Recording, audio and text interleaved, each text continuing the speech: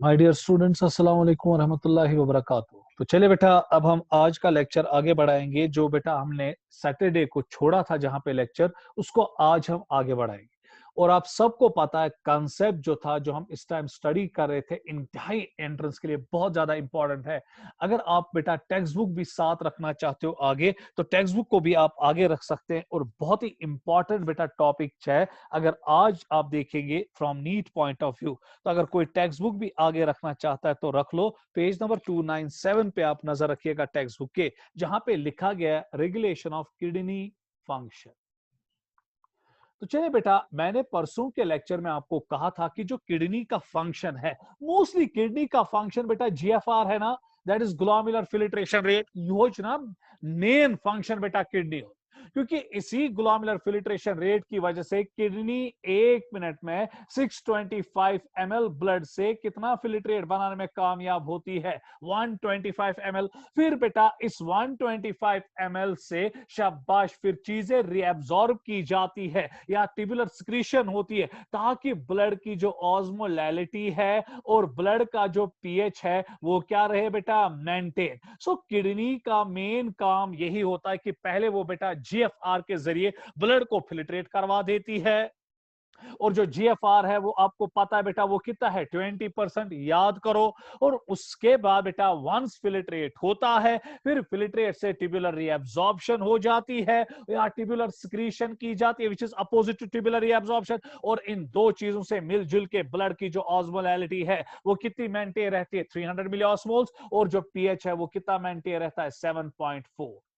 So this is the beauty of the kidney, कि ये बेटा एक तो ब्लड को फिल्ट्रेट करके वेस्ट प्रोडक्ट्स को कहा निकालने में मदद करती है, बाहर। और फिर बेटा यही नहीं रुकती है, आफ्टर फिल्ट्रेशन यही नहीं रुकती है, फिर ये ट्यूबुलर सिक्रीशन और रिएब्सॉर्प्शन के जरिए ब्लड की जो ऑस्मोलैलिटी है वो 300 मिली ऑस्मोल्स में मेंटेन करके रखती है। और ब्लड का जो पीएच है, एसिड बेस बैलेंस जो है, उसको मेंटेन करके रखती है एट 7.4, जो मैंने बेटा ऑलरेडी ये दो पार्ट्स मैंने आपको पढ़ा है। अब बेटा क्वेश्चन ये उठता है ना कि जीएफआर किसको हमेशा मेंटेन रोजा एट 20%। सो बेटा इसको मेंटेन करने के लिए अल्लाह पाक ने 3 हार्मोनल फीडबैक्स रखे हैं। One is from the hypothalamus, याद करो परसों का लेक्चर जहां पर मैंने एडीएच का रोल पढ़ाया था। अनदर इज शब्बा जक्स्टा ग्लोमेरुलर apparatus, जो हम इंशाल्लाह आज पढ़ेंगे। और यहां पे बेटा आपको पढ़ाया जाएगा एक बहुत ही beautiful mechanism, and that's called as RAS, RAAS. R for renin, A for angiotensin, A for aldosterone, S for system, renin, angiotensin, aldosterone system, जो आपकी टेक्स्ट बुक में बहुत अच्छी तरह से लिखा है। और उसके बाद तीसरा हार्मोनल फीडबैक जो है, दैट अराइजेस फ्रॉम हार्ट, जहां पर हम हार्ट का एक हार्मोन आज स्टडी करेंगे, that's called as atrial natriuretic factor.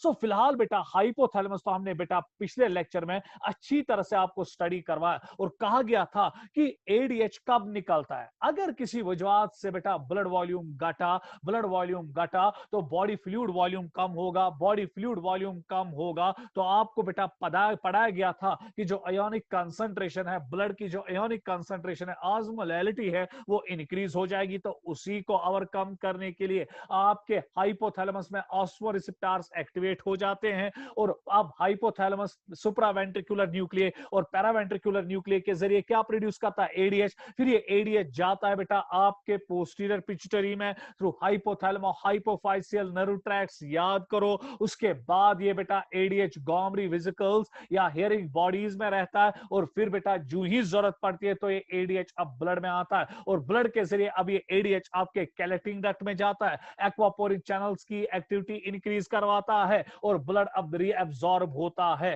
From the lumen of the collecting duct into the blood of peritubular capillaries. और इसकी वजह से ब्लड में पानी आता है, blood volume will increase, body fluid will increase and शाबाश ionic concentration of the blood will be maintain at 300 milliosmoles. ये बेटा मैंने परसों पढ़ाया था। और वहीं पे आपको कहा गया था एक और चीज, अगर आपको याद होगा, कि जो एडीएच है वो प्रेशर इफेक्ट दिखाता है, वो आर्टरियोल्स को कंस्ट्रिक्ट कर देता है, इसकी वजह से ब्लड प्रेशर इंक्रीज। जब ब्लड प्रेशर इंक्रीज होगा तो शाबाश गुलाम मिलर फिल्ट्रेशन रेट भी इंक्रीज होगी, क्योंकि एक फॉर्मूला पे अब आपको पैनी नजर रखनी पड़ेगी। GFR is equal to GFP और बेटा शाबाश NFE that is net filtration pressure into blood pressure. Please बेटा यहां पे नजर रखिएगा, जो GFR होता है वो दो पार्ट्स पे या दो पैरामीटर्स पे काम करता है, ग्लोमेरुलर फिल्ट्रेशन प्रेशर और net filtration pressure and the blood pressure.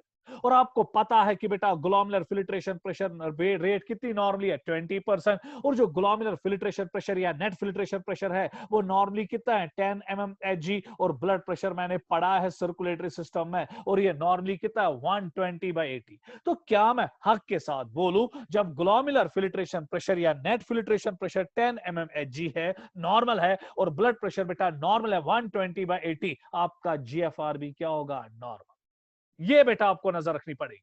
सो बेटा GFR को मेंटेन करने के लिए आपका ब्लड प्रेशर भी नॉर्मल होना चाहिए 120/80। अगर कोई फ्लक्चुएशन आपके ब्लड प्रेशर में हो रही है, आपका ब्लड प्रेशर कम हो रहा है या इंक्रीज हो रहा है किसी वजह से, तैयार रहिए बेटा, आपका किडनी का GFR पे असर पड़ेगा। अगर ब्लड प्रेशर इंक्रीज होगा GFR भी इंक्रीज होगा, अगर ब्लड प्रेशर घटेगा तो GFR भी घटेगा। मगर मैंने आपको 1000 बार कहा कि जो किडनी का GFR है बेटा, हमेशा रोज अटकित का तो बेटा 20% अंडर नॉर्मल कंडीशन। हाँ, डिजीज कंडीशन में तो ये चेंज होगा, मगर नॉर्मल कंडीशन में ये हमेशा बेटा 20% रहना चाहिए। यही वजह है कि जिन लोगों का ब्लड प्रेशर ज्यादा रहता है, क्यों उनकी किडनी आहिस्ता आहिस्ता खराब हो जाती है, क्योंकि जब ब्लड प्रेशर ज्यादा रहते हैं, ट्रीट नहीं करते हैं, दवाई नहीं खाते हैं बेटा, मेंटेन नहीं अपने ब्लड प्रेशर को करते हैं, इरेस्पॉन्सिबिलिटी दिखाते हैं टुवर्ड्स देयर हेल्थ, तो जो ही ब्लड प्रेशर किसी का इंक्रीज कंटिन्यूअसली हो रहा है या कंटिन्यूअसली कोई बेटा हाइपरटेंसिव है,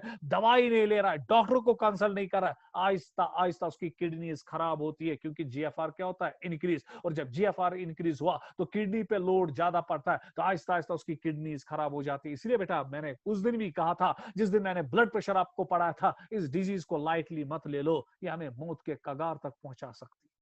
तो बेटा इस फॉर्मूला पे आप नजर रखिएगा। क्या फॉर्मूला याद रखिए, GFR is equal to GFP और net filtration pressure. What is GFP बेटा? ग्लोमेरुलर फिल्ट्रेशन प्रेशर और net filtration pressure, and it is equal to 10 mmHg and बेटा into blood pressure, and blood pressure is normally 120/80।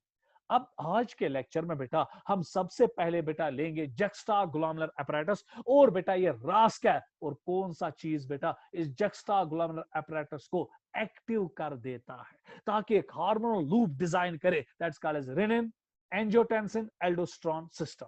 तो चले बेटा बिस्मिल्लाह करके आगे बढ़ेंगे और देखेंगे बेटा कि JGA कब एक्टिवेट होता है। तो आज के बाद बेटा इसको मैं मिटा रहा हूं, इस फॉर्मूला को आप याद रखिएगा, लिखिए किसी जगह या स्क्रीनशॉट इसका लीजिएगा, GFR is equal to GFP into BP। बस बेटा यहां पे नजर रखो, स्क्रीनशॉट लेकर अब मैं इस स्लाइड को क्लियर कर रहा हूं। तो चले बेटा नजर यहां पे रखिएगा।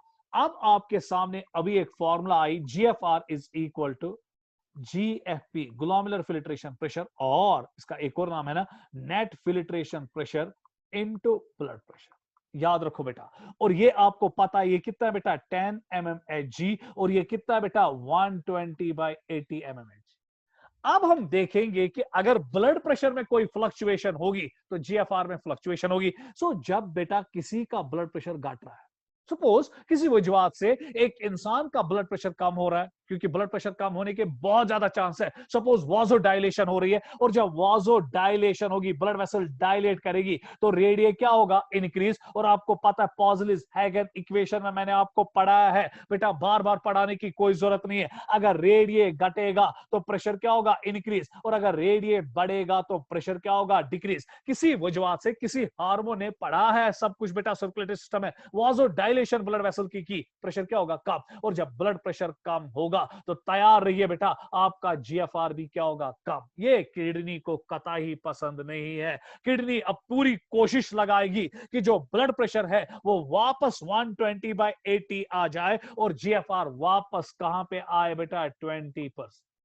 इसी तरह अगर आपका ब्लड प्रेशर किसी वजह से इंक्रीज हो रहा है, सपोज वाजो कंस्ट्रक्शन हो रही है तो ब्लड प्रेशर इंक्रीज हो रहा है, तो अगर ब्लड प्रेशर 120/80 से इंक्रीज हो रहा है तो आपका जीएफआर भी इंक्रीज होगा 20% से ज्यादा। ये भी किडनी को कतई पसंद नहीं होगा, तो किडनी चाहेगी, बॉडी चाहेगी कि ब्लड प्रेशर वापस 120/80 आ जाए और जीएफआर वापस मेंटेन हो जाए अप टू 20%। यही तो आज हम बेटा एक बैनर के तले पढ़ेंगे कि क्या होता है जब किसी वजह से हमारा ब्लड प्रेशर कम और क्या होता है जब किसी वजह से हमारा ब्लड प्रेशर ज्यादा। अब यहां पे नजर रखो कि जब ब्लड प्रेशर घट रहा है, प्लीज बेटा नजर रखिएगा, जब ब्लड प्रेशर घटा तो ब्लड फ्लो भी घटेगा, घटना बेटा। और जब ब्लड फ्लो घटा, जरा गौर से यहां पर देखिएगा, ग्लोमेरुलर ब्लड फ्लो भी घटेगा। नजर थे वो बराबर बेटा, मैं टेक्स्ट बुक पे बराबर चल रहा हूं। सो ग्लोमेरुलर ब्लड फ्लो भी घटेगा, और जब ग्लोमेरुलर ब्लड फ्लो घटेगा तो जीएफआर भी घटेगा, क्योंकि बेटा जब ब्लड प्रेशर घटा ब्लड फ्लो घटेगा, तो जब ब्लड फ्लो घटा किडनी की ओर बेटा एफरेंट आर्टरियोल में ब्लड कम आएगा कि ज्यादा, कम। और जब किडनी की ओर ब्लड फ्लो कम होगा, that's called as glomerular blood flow. क्यों ग्लोमेरुलर ब्लड फ्लो कम हुआ था? ब्लड प्रेशर को ना कम, इफ ब्लड प्रेशर कम गो ब्लड फ्लो कैसा कम। जब ब्लड फ्लो कम हुआ किडनी की ओर ब्लड कम जाएगा, so that means glomerular blood flow decrease होगा, और जब किडनी की ओर ब्लड कम जाएगा तो ग्लोमेरुलर फिल्ट्रेशन रेट भी घट जाएगी। बेटा मैंने अभी आपको कहा कि यहाँ पे ग्लोमेरुलर ब्लड फिल्ट्रेशन रेट जो है वो 20% से नीचे जाएगी ना, किडनी को ये कतई मंजूर नहीं है। तो तैयार रहिए, जो ही ग्लोमेरुलर फिल्ट्रेशन रेट घटा, क्यों घटा? क्योंकि ग्लोमेरुलर ब्लड फ्लो घटा। क्यों घटा? क्योंकि ब्लड फ्लो घटा। ब्लड फ्लो क्यों घटा? क्योंकि ब्लड प्रेशर किसी वजह से घटा। तो अब देखिए बेटा, यहीं पे एक काम करेगा आपका apparatus, and that's called juxtaglomeralar apparatus, जिसको बेटा हम अब एक टेक्निक, एक मैकेनिज्म के अंदर पढ़ेंगे, एक बैनर के अंदर पढ़ेंगे, एंड दैट्स कॉल्ड एज रास, रेनिन एंजियोटेंसिन एल्डोस्टेरोन सिस्टम। तो चलिए बेटा इसका स्क्रीनशॉट लीजिएगा। तो अब हम जेजीए की ओर जाएंगे और देखेंगे कि जेजीए कैसे जब ब्लड प्रेशर घट जाता है वो ग्लोमेरुलर फिल्ट्रेशन रेट को वापस 20% पे लाता है। देखिए किस मैकेनिज्म से, और नजर बराबर यहां की ओर रखिएगा। तो अब मैं आपके सामने बेटा स्लाइड शेयर कर रहा हूं, इसका आप स्क्रीनशॉट लीजिएगा जल्दी। तो चलिए बेटा अब आपके सामने स्लाइड शेयर हो रहा है, तो नजर बेटा आप बराबर रखिएगा यहां पर कि अब मैं यहां पे क्या बोलना चाहता हूं, तो नजर बराबर रखो। तो चलिए बेटा ये आपके सामने juxtaglomeralar apparatus सारा पढ़ा चुका हूं, इसको बेटा एक रिवीजन देंगे ताकि बेटा आपको बराबर और नजर पड़े, आपको बेटा रिवाइज हो जाए कि ये juxtaglomeralar apparatus क्या है। बोल चुका हूं बेटा मैं, juxtaglomeralar apparatus एक ऐसा apparatus है, याद करो बेटा, जो आता है, बनता है where the afferent arteriole comes in contact with the wall of DCT। याद करो, तो उसी एरिया को हम JGA कहते हैं।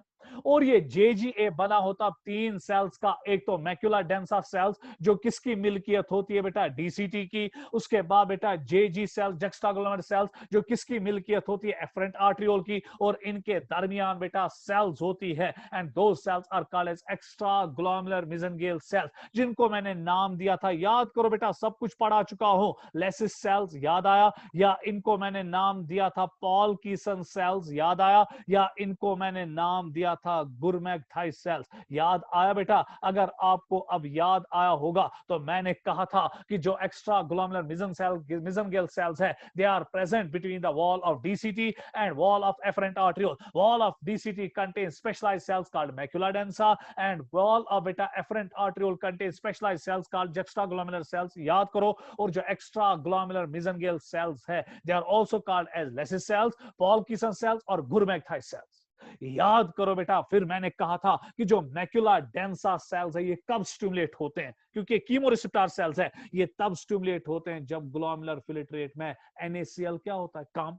Very good. और फिर मैंने कहा था कि जो juxtaglomeralar सेल्स है ये तब बेटा स्टिमुलेट होते हैं जब ग्लोमेरुलर ब्लड फ्लो डिक्रीज हो जाता है। क्यों? क्योंकि जो आपके शाबाश एफरेंट आर्टरियोल है, सो जब बेटा इसमें एफरेंट आर्टरियोल में ब्लड आ रहा है, ये ब्लड आ रहा है, शाबाश, तो अगर ग्लोमेरुलर ब्लड फ्लो कम है तो जो स्ट्रेच रिसेप्टर्स होते हैं बेटा यहां पे DCT पे जो होते हैं एक्चुअली बेटा juxtaglomeralar सेल्स, ये स्टिमुलेट हो जाते हैं कि ब्लड फ्लो क्या है, कम, और एक हार्मोन प्रोड्यूस करते हैं, याद करो उस लेक्चर को, and that's called as renin.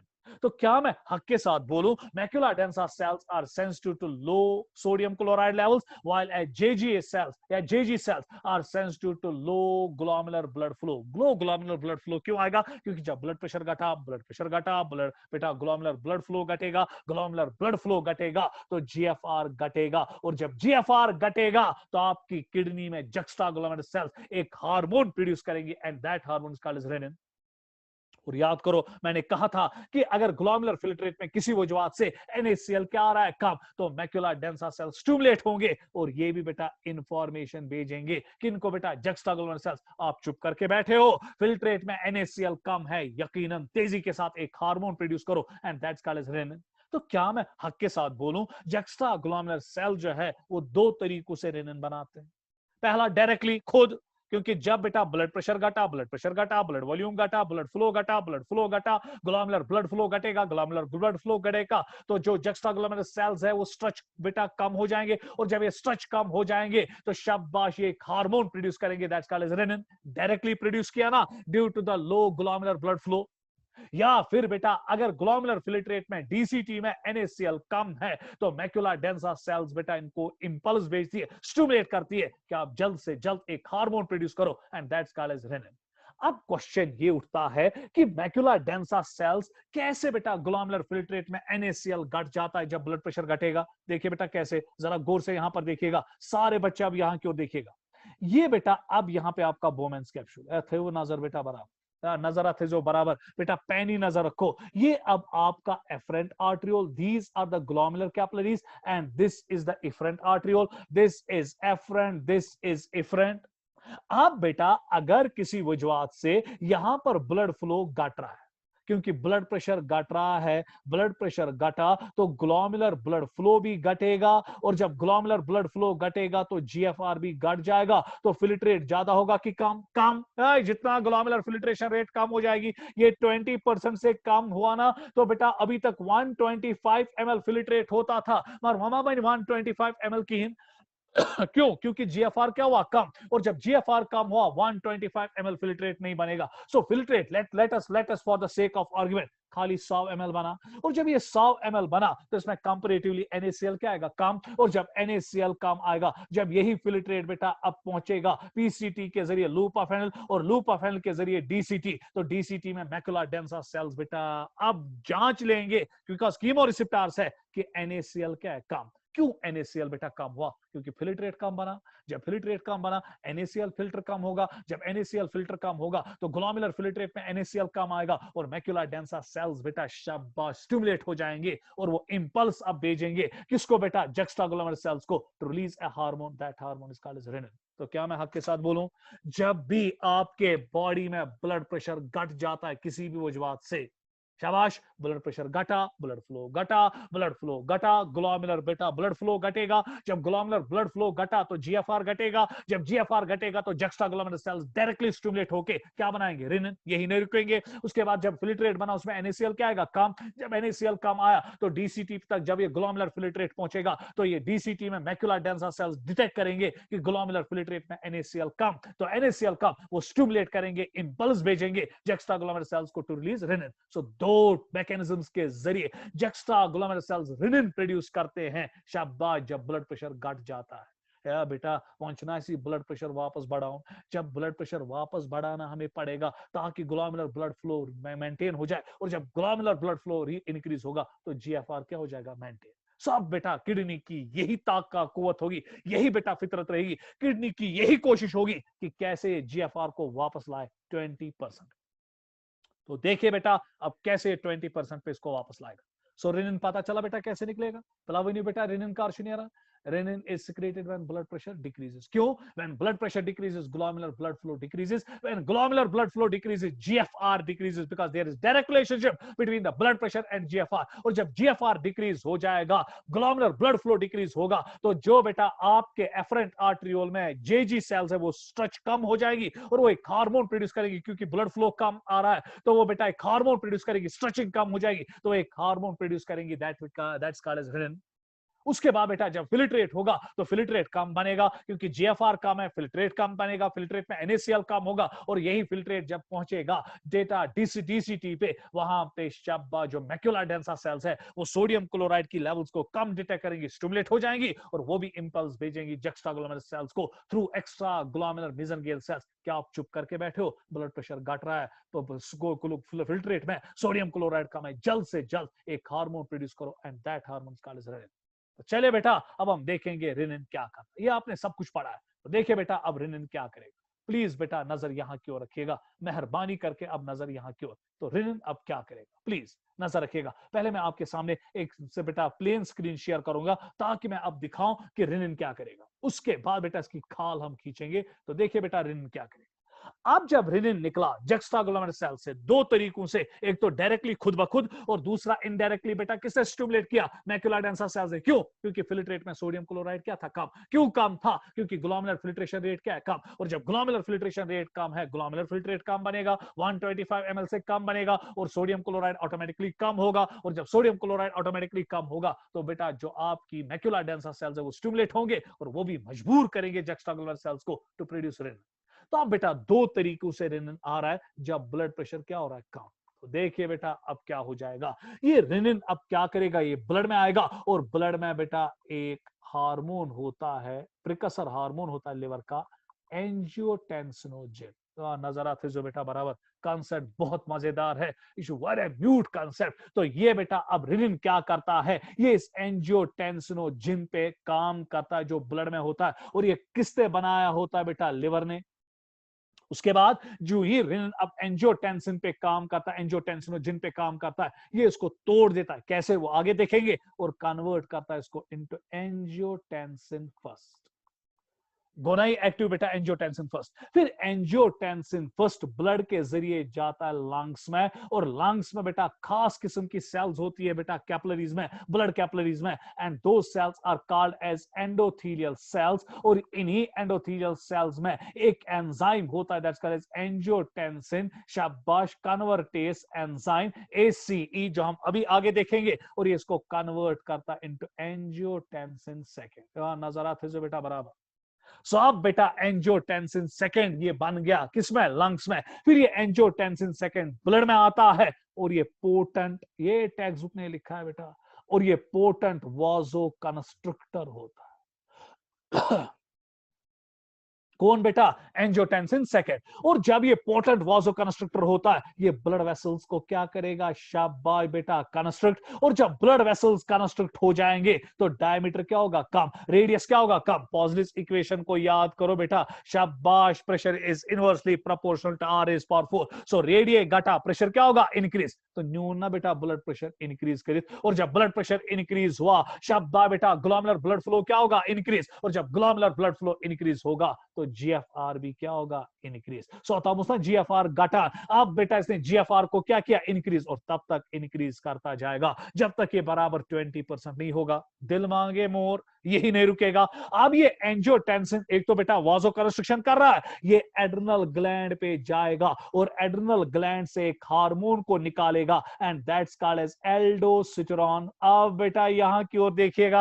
अब ये बेटा एड्रिनल ग्लैंड से एक हार्मोन निकालेगा। कौन बेटा? Angiotensin second, and that's called as aldosterone. ये एल्डोस्टेरोन अब क्या करेगा? ये आपने पढ़ा है, ये late distal convoluted tubule cells पे जाएगा, और वहां से सोडियम को और वाटर को रीअब्सॉर्ब करेगा। याद करो, याद करो, याद करो। और जब सोडियम को रीअब्सॉर्ब करेगा, वाटर को रीअब्सॉर्ब करेगा, तो ब्लड में सोडियम की लेवल्स क्या होगी? इंक्रीज। शाबाश। वाटर की लेवल्स क्या होगी? Increase. Blood volume will increase, blood volume will increase, blood flow will increase, blood flow will increase, blood pressure will increase, blood pressure will increase, glomerular blood flow will increase. और जब glomerular blood flow increase होगा, GFR will increase, और जब GFR increase होगा तो ये बराबर इसको कहां तक ले जाएगा बेटा? 20%। तो क्या मैं हक के साथ बोलूं, क्या मैं हक के साथ बोलूं कि जब जब ब्लड प्रेशर इन डिक्रीज हो जाता है, तैयार रहिए बेटा, आपकी बॉडी में एक एंजाइम सिस्टम काम करेगा। RAS, RAS means R for renin, A for angiotensin, ये है बेटा आपका एंजियोटेंसिन या एंजियोटेंसिन 1 एंड एंजियोटेंसिन 2। शाबाश, ए फॉर एल्डोस्ट्रॉन, ये आपका एल्डोस्ट्रॉन है। और इस तीनों की वजह से चाहे रास हो, एंजियोटेंसिन हो, एल्डोस्ट्रॉन, और ये मिलजुल के बेटा शाबाश ब्लड प्रेशर को वापस इंक्रीज करते हैं, ग्लोमेरुलर ब्लड फ्लो को वापस इंक्रीज करते हैं, ताकि जीएफआर इंक्रीज हो जाए और ये बराबर कहां तक जाए, अप टू 20%। ये क्रक्स है बेटा रास का।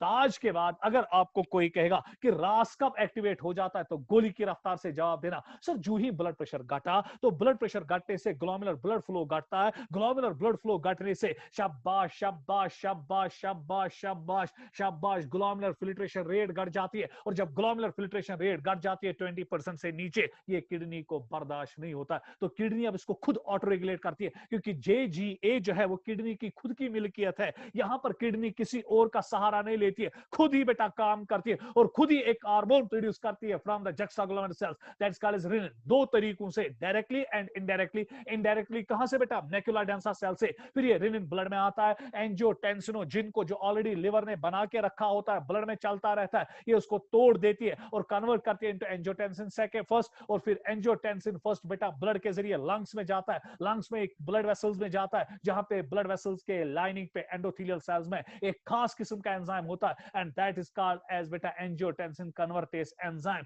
और वो कन्वर्ट करता है एंजियोटेंसिन फर्स्ट को इनटू एंजियोटेंसिन सेकंड। ये एंजियोटेंसिन सेकंड अब सारे गुल खिलाता है, डायरेक्टली और इनडायरेक्टली। डायरेक्टली कैसे, ये डायरेक्टली ब्लड वेसल्स को कंस्ट्रक्ट करता है, रेडिए घटा, और जब रेडिए घटा प्रेशर क्या होगा, increase as per positive equation, तो blood pressure increase, glomerular blood flow increase, और फिर जीएफआर तब तक इंक्रीज होता है जब तक ये 20% नहीं जाएगा। यही नहीं रुकता है, ये एल्डोस्ट्रॉन अब एक और गुल खिलाता है, एंजियोटेंसिन सेकंड, ये बेटा एड्रेनल ग्लैंड को स्टिमुलेट करता है, वहां से क्या निकालता है, एल्डोस्ट्रॉन, और ये aldosterone late DCT late distal communicative tubule पे सोडियम और वाटर की रीअब्जॉर्प्शन करता है। इसकी वजह से बेटा सोडियम और वाटर की लेवल्स ब्लड में इंक्रीज, और जब सोडियम और वाटर की लेवल्स ब्लड में इंक्रीज हो जाएगी, उसकी वजह से बेटा blood volume will increase, blood volume will increase, blood flow will increase, blood flow will increase, blood pressure will increase, blood pressure will increase, glomerular blood flow will increase, and when glomerular blood flow will increase, GFR will also increase up to 20%.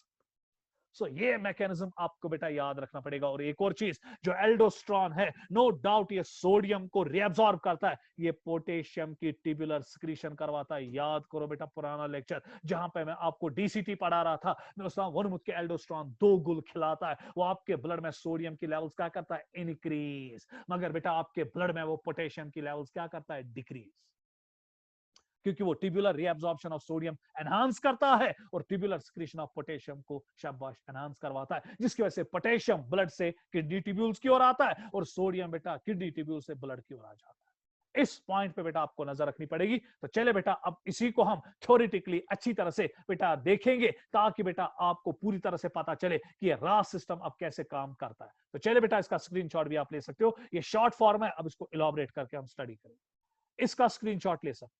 तो चले बेटा अब हम slide आपके सामने share कर रहे हैं, तो चले बेटा अब हम देखेंगे कि होता क्या है। प्लीज बेटा अब यहां पे नजर रखिएगा सारे बच्चे, ये आपके सामने रोल ऑफ जेजीए आ रहा है। जेजी क्या है वो मैंने बोला, वहां पे मैक्युला डेंसा सेल्स होती है, जुक्सटाग्लोमेरुलर सेल्स होती है और एक्स्ट्रा मेसेंगियल सेल्स होती है। तो चलिए, JGA plays important regulatory role in regulating kidney functions. Specially बेटा ये किडनी का क्या रेगुलेट करता है, जीएफआर। कैसे, वो आपने स्टडी किया। डिक्रीज इन ब्लड प्रेशर, नजर रखो बेटा, टेक्स्ट बुक का पॉइंट चल रहा है, टेक्स्ट बुक का पॉइंट चल रहा है, बराबर नजर रखो। Decrease in blood pressure causes a fall in glomerular blood flow, इसमें कोई शक ही नहीं है। सो जब बेटा शाबाश आपका ब्लड प्रेशर घटेगा, यही तो है, तो ऐसे तो ना यहाँ पे नजर था, GFR is equal to GFP into blood pressure. अब पहला सर्कमस्टांसेस ये हुआ कि ब्लड प्रेशर किसी वजह से क्या हो रहा है, कम।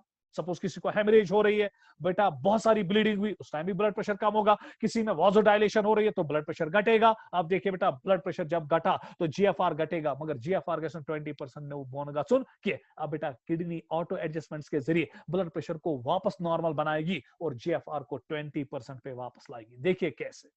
Decrease in blood pressure causes a fall in glomerular blood flow or glomerular blood pressure or GFR, which activates the JG cells to secrete release renin. So अब बेटा ये क्या रिलीज करेंगे, renin. Renin is a peptide hormone. अब renin क्या है, renin ना discuss करो। ये पेप्टाइड हार्मोन है made up of 340 amino acids which convert angiotensinogen शाबाश in blood to angiotensin first and further to angiotensin second.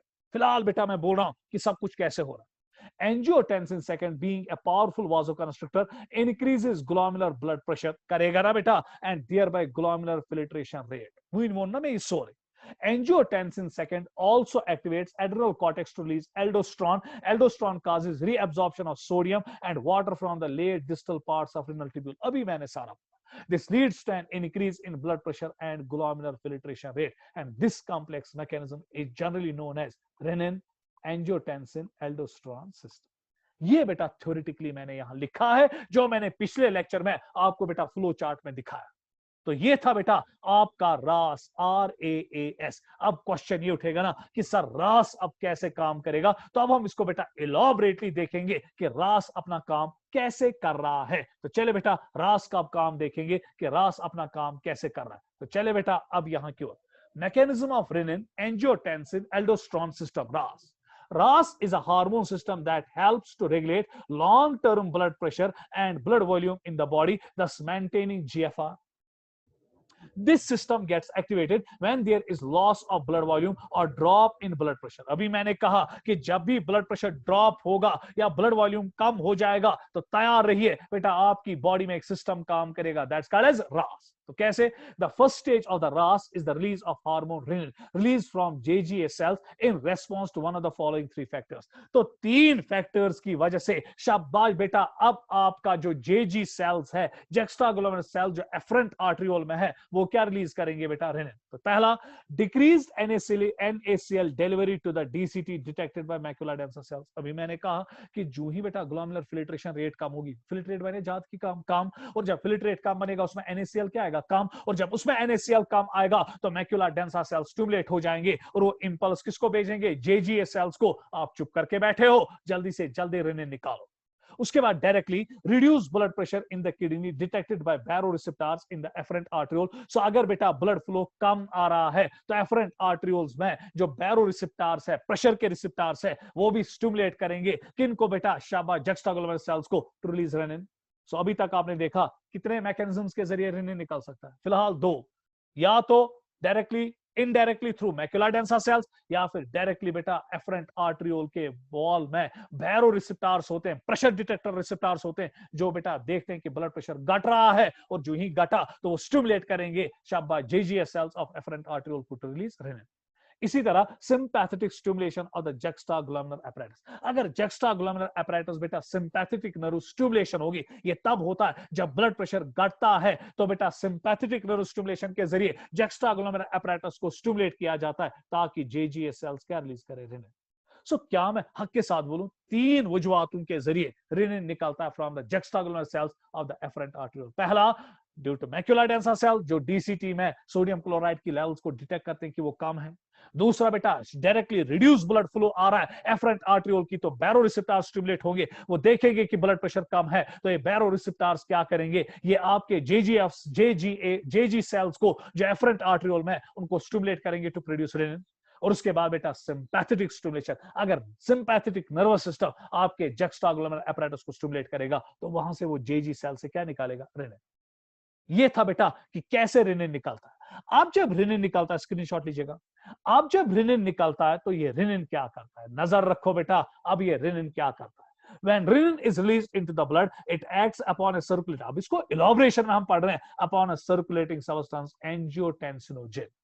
Angiotensin is a precursor protein produced by the liver। अब देखिए बेटा angiotensinogen का क्या करेगा, इलॉबरेटली सॉरी पर क्या क्या गैस। अब एंजियोटेंसिनोजिन जो है ये बेटा शाबाश कितने अमीनो एसिड्स का बना होता है, 485। अब देखिए बेटा angiotensinogen undergoes N-terminus proteolytic cleavage by renin to form a decapeptide angiotensin 1। अब जरा बेटा गौर से यहां पर देखिएगा, प्लीज बेटा नजर रखिएगा। सपोज ये मेरा यहां एंजियोटेंसिनोजिन, नजर बराबर रखो, कहां से निकलता है, लिवर से। इसमें कितने अमीनो एसिड्स है, 485। अब बेटा ये एक अमीनो एसिड, पहला, दूसरा, तीसरा, चौथा, पांचवा, छठा, सातवां, आठवां, नौवां, 10वां, 11वां, so on and so on. This is beta 485 fifth amino acid. So कुल मिला के इसमें 481 अमाइनो एसिड होती है. और इस पेप्टाइड की दो बेटा चेहरे होते हैं. इनिशियल चेहरा, पहला फर्स्ट चेहरा, जो पहला पार्ट होता है, that's called as N terminus. और जो आखिर का पार्ट होता है, एंड का part, that's called as C terminus. क्योंकि यहां से बेटा अमाइन ग्रुप अमाइनो एसिड का फ्री होता है, so that's called as N terminus. और एंड पे बेटा कार्बोक्सिलिक ग्रुप इसका फ्री होता है, and that's called as C terminus. आज के बाद जो कोई भी प्रोटीन आप देखोगे, उसके कितने पार्ट्स होते हैं बेटा? दो. इनिशियल पार्ट, पहले हिस्से को हम क्या कहते हैं? एन टर्मिनस, क्योंकि वहां पे पहले अमाइनो एसिड का अमाइन ग्रुप फ्री होता है. और एट दैट टाइम बेटा जो लास्ट पार्ट इसका होता है, लास्ट अमाइनो एसिड इसका होता है, उसको हम सी टर्मिनस कहते हैं. क्यों सी टर्मिनस कहते हैं? क्योंकि लास्ट अमाइनो एसिड पे कार्बोक्सिलिक ग्रुप क्या होता है? फ्री. सो कुल मिलाकर अमाइनो एसिड 485. अब देखिए बेटा क्या होगा जो ही अब रिनिन आता है. क्यों रिनिन निकला? क्योंकि ब्लड प्रेशर क्या हो रहा है? कम. कितने वजूहात से निकला? 3 वजूहात से. उसके बाद जो ही रिनिन निकला तो ये क्या करता है? ये यहां पे है ना, पहला अमीनो एसिड, दूसरा, तीसरा, चौथा, पांचवा, छठा, सातवां, आठवां, नौवां और 10वां. सो ये बेटा अब इस एंजियोटेंसिनोजिन को यहां पे तोड़ देता है, काट देता है. सो कितने अमाइनो एसिड्स बाहर निकालता है? 10. सो जब 10 अमाइनो एसिड अब इसमें रहे, ये गोना डेकापेप्टाइड तारांश हुआ फिर अच्छे सुना बेटा, एंजियोटेंसिन फर्स्ट. सो जरा गौर से यहां पर देखिएगा, पूरे एंजियोटेंसिनोजिन इन्वॉल्व गसान कि अत एंजियोटेंसिनोजिनस मस कच अमाइनो एसिड छ आसान प्रोटीनस मस बेटा 485. तो इनके जो पहले 10 अमाइनो एसिड्स होते हैं, इनिशियल साइड से, एंटरनस साइड से, उनको काटा जाता है. और जो पहले 10 अमाइनो एसिड्स है, वही अब बेटा बनाते हैं एक डेकापेप्टाइड. डेका मींस 10, समझ में आ गया? 10 अमाइनो एसिड्स का एक सबस्टेंस बनाते हैं, and that's called as angiotensin first. आज कच हुई है बेटा 475. उन पे थूका भी नहीं जाता है, उनके साथ कुछ नहीं किया जाता है, बस पहले 10 अमाइनो एसिड्स को बेटा इससे अलग निकाला जाता है, और इसी को हम एंजियोटेंसिन फर्स्ट कहते हैं. और जो पहले 10 अमाइनो एसिड्स में होते हैं, ASPARG बेटा, this is called as aspartate. Aspartate के बाद दूसरा अमाइनो एसिड होता है आर्जिनिन. आर्जिनिन के बाद तीसरा अमाइनो एसिड होता है वैलिन. वैलिन के बाद चौथा अमाइनो एसिड होता है टायरोसिन. टायरोसिन के बाद बेटा आइसोल्यूसिन, आई है आई, आइसोल्यूसिन. उसके बाद बेटा हिस्टिडीन, फिर प्रोलीन, फिर फिनाइल एलेनिन, फिर हिस्टिडीन, फिर ल्यूसिन, फिर वैलिन, और फिर बेटा और आइसोल्यूसिन आई है. सो ये पहले 10 अमाइनो एसिड्स इस्तेमाल किए जाते हैं. और इन्हीं पहले 10 अमाइनो एसिड से एक शब्द बेटा बहुत ही खूबसूरत सबस्टेंस बनता है, and that's called as angiotensin first. उसके बाद अब क्या होता है? एंजियोटेंसिन फर्स्ट, मैंने कहा था ना, फिर ये लंग्स में जाएगा, is then converted to angiotensin second octopeptide by angiotensin converting enzyme. And this conversion mainly occurs in lungs वायर ACP एक एंजाइम है, angiotensin convertase enzyme, is produced by the vascular endothelial cells. तो याद करो बेटा, मैंने कहा था कि फिर एंजियोटेंसिन फर्स्ट जब ब्लड में बनता है, फिर वो जाता है ब्लड के जरिए लंग्स में, और लंग्स में बेटा जो ब्लड वेसल्स होती है, वहां से एक शाबाश एंजाइम प्रोड्यूस करवाया जाता है, एंड दैट्स कॉल्ड एज बेटा एंजियोटेंसिन कन्वर्टेज एंजाइम या कन्वर्टिंग एंजाइम. और यही एंजियोटेंसिन फर्स्ट को कन्वर्ट करता है इनटू एंजियोटेंसिन सेकंड. पूछता हूं बेटा, क्या जगह आज बेस अमीनो एसिड एंड एक नेबर कार्ड, ये आइसोल्यूसिन है बेटा. एंड अब कितने रहे बेटा? 1 2 3 4 5 6 7 8. समझ में आ गया? सो दैट मीन्स कि बेटा यहां पे काटा जाता है इसको. एक मिनट बेटा, बेटा ये यहां पे थोड़ा बहुत गलत हुआ है, ये गलत हुआ है इसमें बेटा, ये रिपीट हुआ है. प्लीज इसमें आप याद रखिए, ASP ARG VAL TRY, isoleucine, histidine, proline. उसके बाद बेटा यहां है ना ये हिस्टिडीन और ल्यूसीन, ये नहीं है बेटा, यहां पे गलती हुई है, सॉरी. तो अब आया ना 1 2 3 4 5 6 7 8 9 और 10. सो इन दो को बेटा मेहरबानी करके आप बीच में काटिए, फोटोग्राफी लीजिएगा. इसी तरह बेटा यहां पर भी इन दो को आप काटिए प्लीज, गलती हुई है यहां, सॉरी. तो चले बेटा, अब देखिए क्या हुआ. यहां पे कितने थे बेटा ऊपर? 10. 1 2 3 4 5 6 7 8 9 10. सो ये डेकापेप्टाइड था. अब बेटा प्लीज नजर रखिएगा, फिर इससे और 2 अमाइनो एसिड्स बाहर निकाले जाते हैं, वैलिन एंड आइसोल्यूसिन। आठ 2 3 4 5 6 7 8। Now it is called as बेटा एंजियोटेंसिन सेकेंड। तो क्या मैं हक के साथ बोलूं कि एक्चुअली एंजियोटेंसिनोजिन होता है, जिसमें कितने अमाइनो एसिड्स होते हैं? 485। फिर बेटा इसको क्लीव किया जाता है और पहले 10 अमाइनो एसिड्स को अलग निकाला जाता है। तो at that time we called as angiotensin first and that is decapeptide, 10 amino acids का बना होता है। फिर यही एंजियोटेंसिन फर्स्ट बेटा जाता है लंग्स में, और लंग्स में बेटा शाबाश इससे और 2 अमाइनो एसिड्स एंड के अलग निकाले जाते हैं, वैलिन एंड आइसोल्यूसिन। अब इसमें कितने अमाइनो एसिड्स आते हैं? 8। तो now it's called as angiotensin second. अब बेटा आप इसका स्क्रीनशॉट लीजिएगा, अब इसका स्क्रीनशॉट लीजिएगा जल्दी जल्दी। This is isoleucine. यहां पे टाइपिंग एरर हुआ है, सॉरी फॉर दैट।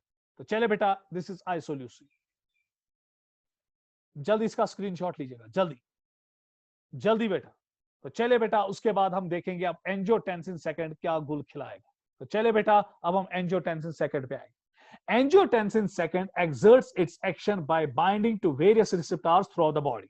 अब बेटा एंजियोटेंसिन के लिए रिसेप्टर्स होते हैं, क्योंकि हर किसी हार्मोन के लिए रिसेप्टर्स होते हैं, और ये 2 किस्म के होते हैं, angiotensin receptor 1 and angiotensin receptor 2। हमारी आमतौर बेटा ज्यादातर किन के जरिए काम करता है? एंजियोटेंसिन 1 रिसेप्टर्स, और ये हमारे ब्लड वेसल्स में होते हैं, आर्ट्रियोल्स में होते हैं। Angiotensin second now acts on 81 receptors found in the endothelium of arterioles throughout the circulation to achieve vasoconstriction. अब बेटा ये तमाम आर्ट्रियोल्स को क्या करेगा? कंस्ट्रक्ट, क्योंकि आर्ट्रियोल्स पे 81 रिसेप्टर्स होते हैं, ये उनके साथ मिलेगा, और ये आर्ट्रियोल्स को या ब्लड वेसल्स को क्या करेगा? कंस्ट्रक्ट। रेडियस क्या होगा? कम, और जब रेडियस कम होगा तो प्रेशर क्या हो जाएगा? इंक्रीज। तो न्यून ना बेटा प्रेशर इंक्रीज करे, और जब ब्लड प्रेशर इंक्रीज होगा शाबाश बेटा ब्लड फ्लो क्या होगा? इंक्रीज। और जब ब्लड फ्लो इंक्रीज होगा thereby increasing glomerular blood pressure and GFR, और ये जीएफआर को तब तक इंक्रीज करता जाएगा जब तक जीएफआर बराबर 20% आएगा नहीं।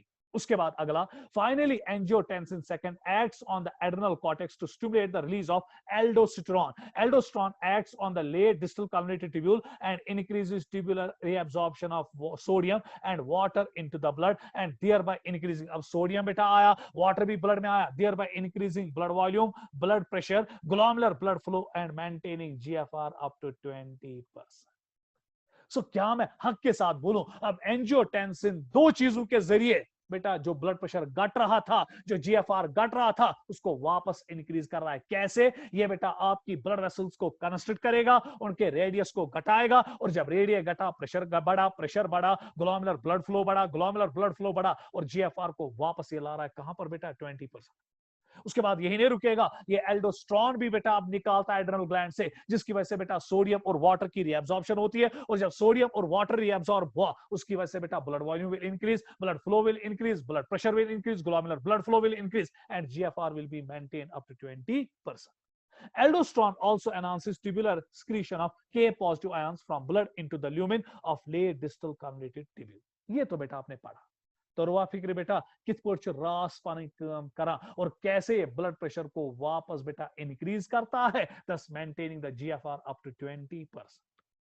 लास्ट पॉइंट बेटा इसका हम स्क्रीन के साथ शेयर करेंगे, इसका आप स्क्रीनशॉट लीजिएगा जल्दी और आगे की ओर बढ़ेंगे। स्क्रीनशॉट इसका जल्दी लीजिए। तो चलिए बेटा अब यहां पर देखिएगा, as a result increased level of aldosterone causes reduced level of potassium in blood। Potassium बेटा बिल्डमस काढ़ा तो काथमसना बेटा इनटू द डीसीटी, तो इसकी वजह से पोटेशियम की लेवल्स ब्लड में क्या होगी? कम, और जब पोटेशियम की लेवल्स ब्लड में कम होंगी it's called as hypokalemia. Kalemia means potassium, hypo means कम, and increase level of sodium in blood, और सोडियम की लेवल्स ब्लड में क्या करेगा? इंक्रीज, और जब सोडियम की लेवल्स ब्लड में इंक्रीज होगी इट्स कॉल्ड एज हाइपरनेट्रीमिया। तो चले बेटा अब यहां पे डायग्रामेटिक रिप्रेजेंटेशन इसकी है, drop in blood pressure, drop in blood volume.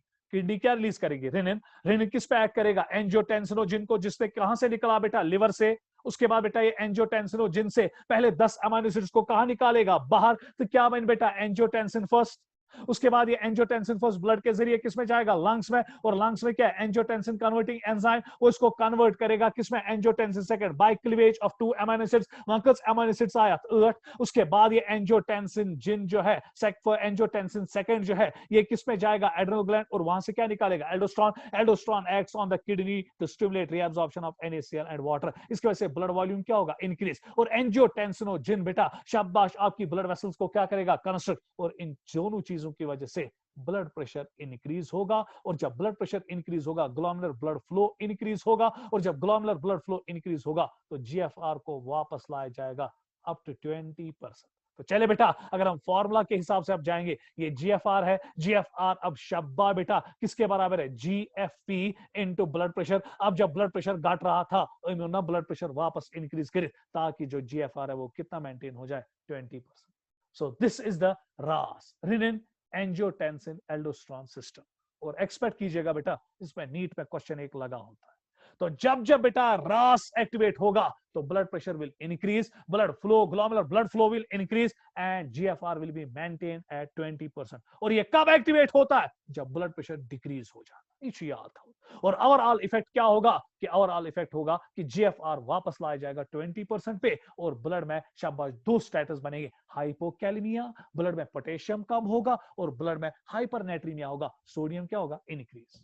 तो ये था बेटा आपका RAS। और उसके बाद हम इसके लास्ट पॉइंट की ओर आएंगे एंड दैट इज हार्ट। सो पहले हमने बेटा हाइपोथैलेमस पढ़ा, हाइपोथैलेमस के बाद हमने JGA पढ़ा थ्रू RAS सिस्टम, और अब हम बेटा हार्ट का रोल पढ़ेंगे कि हार्ट किडनी का शाबाश बेटा फंक्शन कैसे मेंटेन करता है। तो चले बेटा हार्ट की ओर अब आएंगे। तो चलिए heart and increase in blood pressure. हाँ बेटा जरा गौर से देखिएगा, किडनी का बेटा देखिए ना क्या अल्लाह पाक ने बेटा रखा है। किडनी GFR सुना, जी glomerular filtration, pressure into blood pressure. अभी तक हम पढ़ रहे थे कि जब ब्लड प्रेशर डिक्रीज होगा तो कौन काम करेगा, RAS, और ये ब्लड प्रेशर को क्या करेगा, इंक्रीज, और GFR को क्या करेगा, मेंटेन। Very good. अब बेटा कंडीशन ये भी आ सकती है ना कि GFR is equal to GFP into blood pressure. अब अगर किसी वजह से ब्लड प्रेशर इंक्रीज हुआ GFR बेटा ऐसे इंक्रीज गसा, मगर GFR को हमें वापस लाना है ना 20% पे। अब देखिए बेटा कैसे होगा, जब ब्लड प्रेशर इंक्रीज होगा अब अपोजिट चलेगा, अब RAS का अपोजिट काम करेगा, क्योंकि बेटा जब ब्लड प्रेशर इंक्रीज होगा GFR कैसा इंक्रीज, ये मांगस बेटा 20% होगा। सुन के गो वंगसा तुथ का वजवाता गसुन, वो कोई मैकेनिज्म आना चाहिए जो GFR को वापस किस पे अटक के लाएगा, 20%।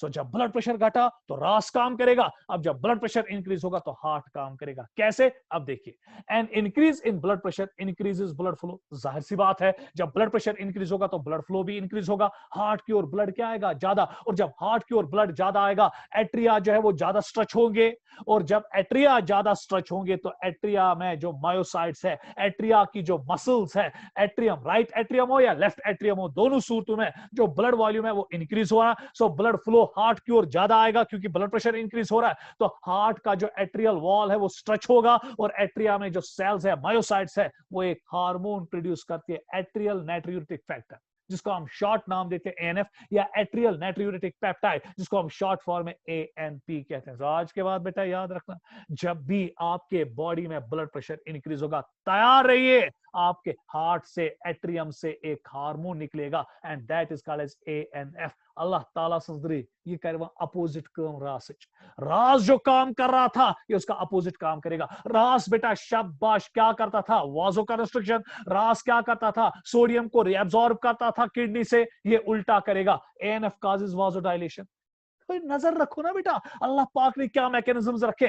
ANF वाजोडाइलेशन करेगा, ये ब्लड वेसल्स को क्या करेगा बेटा, डायलेट। हुक्योस करान एंजियोटेंसिन सेकंड, सो उस ब्लड वेसल क्या करान, कंस्ट्रक्ट, ये ब्लड वेसल्स को क्या करेगा, डायलेट। और आपको पता है बेटा pressure is inversely proportional to R/4, so ये रेडियस को इंक्रीज करेगा ना, और जब रेडियस इंक्रीज हुआ, क्योंकि कहना ब्लड वेसल डायलेट, तो रेडियस ज्यादा, जब रेडियस ज्यादा प्रेशर कम, यही तो हम चाहते हैं। सो इम्यूना प्रेशर घटे, सो जब ब्लड प्रेशर को इसने घटा दिया तो इसकी वजह से GFR वापस आएगा ना 20%। उसके बाद एक और, ANF acts antagonistic to RAS. Antagonistic means opposite.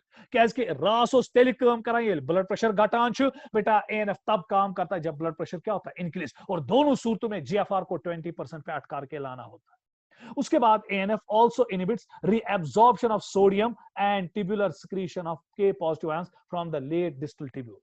ये इनहिबिट करता है, जबकि बेटा जो एल्डोस्ट्रॉन था वो सोडियम की रिएब्जॉर्प्शन करता था और ट्यूबुलर सिक्रीशन पोटेशियम की करता था, ये बेटा इनहिबिट करता है, thus it decreases sodium levels in blood. वो क्या करता था, सोडियम लेवल्स को इंक्रीज, सोचना हाइपरनेट्रीमिक की क्यों बेटा, hyponatremic, and increases potassium levels in blood. समझ में आ गया? और ये पोटेशियम की लेवल्स को ब्लड में क्या करेगा, इंक्रीज, दैट इज हाइपरकैलेमिया। सो हुस करान हाइपरनेट्रीमिया, हाइपोकैलमिया, बेटा ANF करता है, शाबाश, हाइपोनेट्रीमिया और हाइपोकैलमिया, हाइपरकैलमिया उल्टा करेगा ना सारा, तो इसकी वजह से बेटा ये GFR को वापस कहां की ओर लाता है, 20%। तो क्या मैं हक के साथ बोलूं, GFR हमेशा 20% पे अटक के रहता है, चाहे आपका ब्लड प्रेशर इंक्रीज हो जाए, चाहे आपका ब्लड प्रेशर डिक्रीज हो जाए। और जब डिक्रीज होगा तो रास के जरिए GFR को 20% पे लाएगा, और जब इंक्रीज होगा ANF के जरिए बेटा GFR को 20% पे लाएगा। सो देयरफॉर ANF एंड रास जो है ये अपोजिट काम करते हैं। एक बेटा शाबाश ब्लड प्रेशर को इंक्रीज करता है और दूसरा ब्लड प्रेशर को डिक्रीज करता है। सो रास ब्लड प्रेशर को डिक्रीज करता है, सॉरी इंक्रीज करता है ताकि GFR 20% आए, और ANF ब्लड प्रेशर को डिक्रीज करता है ताकि बेटा जो GFR है वो कितना आए, 20%। जबकि बेटा रास जो है वो ब्लड में हाइपरनेट्रीमिया करता था और हाइपोकैलेमिया, जबकि बेटा ANF जो है वो ब्लड में हाइपोनेट्रीमिया करता है और हाइपरकैलेमिया करता है। ये बेटा आपको याद रखना पड़ेगा और ये बहुत ही इंपॉर्टेंट है। तो आज के बाद अगर आपको कोई कहेगा कि किडनी के फंक्शंस कितने हार्मोन लूप्स के जरिए मेंटेन किए जाते हैं, one is hypothalamus through ADH, another is शाबा JGA through RAS, and another is heart through ANF। So that was all about your regulation of kidney. आज से बेटा कोई भी लेक्चर आपके वेबसाइट पे अपलोड नहीं होगा, क्योंकि बेटा